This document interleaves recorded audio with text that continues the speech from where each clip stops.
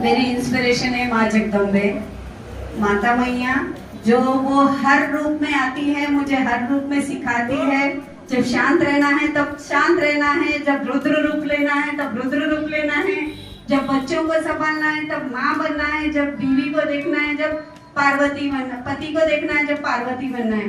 मेरी inspiration मेरी माता मैया है, माँ जगदम्बे। और दूसरी आप लोग शायद सभी लोग पहचानते हो, सुषमा गहरवाल दीदी। वो मुझे आज मैं जो भी हूँ उनके वजह से हूँ, जो शांत हूँ उनके वजह से हूँ, क्योंकि मैं बहुत गुस्से वाली थी, क्योंकि शुरुआत से ही गुस्सा मेरे अंदर बहुत ज्यादा था। मुझे शांत किया है सुषमा गहरवाल दीदी ने, उनकी वजह से मैं आज यहाँ पे हूँ, ये मंच पे हूँ। और सबसे बड़े तो मेरे सभी दोस्त जो आज मेरे साथ में बैठे हैं, और बहुत सारे दोस्त मेरे अभी वेट कर रहे हैं। तो सभी माता बहनों को हैप्पी वुमेन्स डे। जय माता दी, जय श्री राम।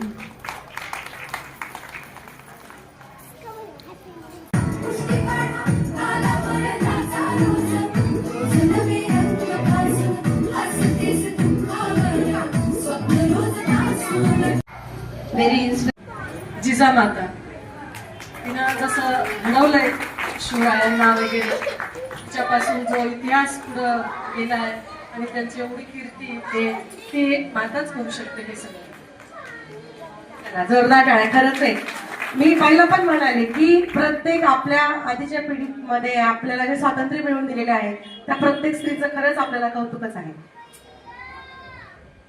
मला असं वाटतं की माता जिजाऊ मासाहेब आहेत.